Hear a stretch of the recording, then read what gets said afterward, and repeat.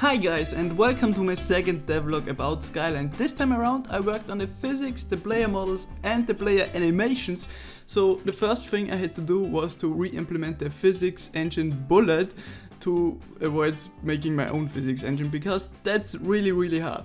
So yeah, after that I started off with a simple capsule moving around in the world, and as always it didn't work that well. I had to fix and tweak a lot of values to get it working. I had the player facing through walls or floating around, so yeah, in the end it worked okay.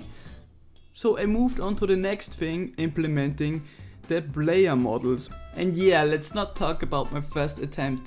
So I decided to re-add shadows to test them if they look good or not, and yeah, I have to say I like the look of it. So I will add them in the future. For now I had to disable it again because the frame rate of it is just too bad for now. So I have to optimize a lot to add them back into the game. After that I focused on the player model and player animations, and it turned out that Blender had a collider exporter bug that didn't export all of the animations.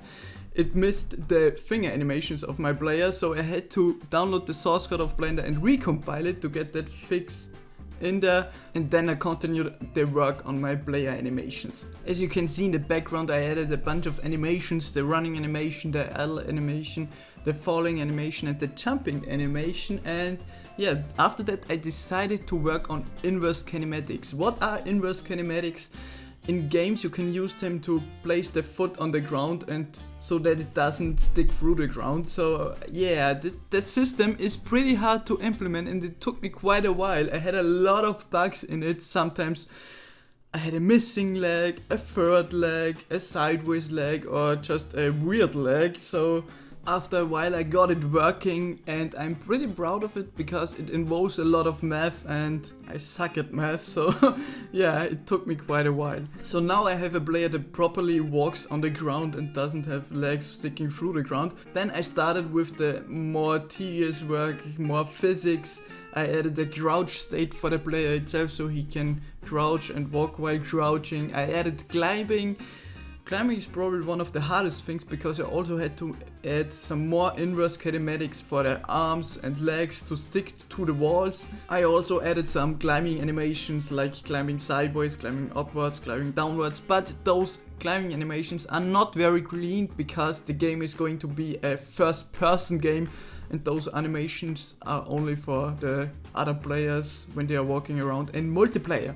And now comes the next big step. I'm already running a client server architecture in the background, so even when you play single player you're running the client and the server at the same time, so it's not too hard to implement the player stuff, synchronizing. And yeah, at the beginning I still had some bugs left, so I had some flickering players and I could launch the other player around, or like jittery movements and stuff like that. And as a nice side effect I could even climb on the other player because I allowed the player to climb everywhere and had no limits, so yeah, that's a nice thing. And the last thing I've been working on was the player model again, because I thought it looked a little bit odd, so I decided to add some movement to his hair and his gloves. And yeah, to do that I added some vertex colors to decide whether or not it's a glove or it's his hair to move around. And of course everything went wrong, so the glove was inside his body, which turned out to look quite odd, so I had to tweak all the model values a bit. And yeah, here's the finished result. We got some nice little glove animations. It's not very noticeable, so I have to zoom in that you guys see it. And yeah, that's it for today. If you want to support the development of Skyland, you can leave a like, and I will see you guys in the next devlog. Bye.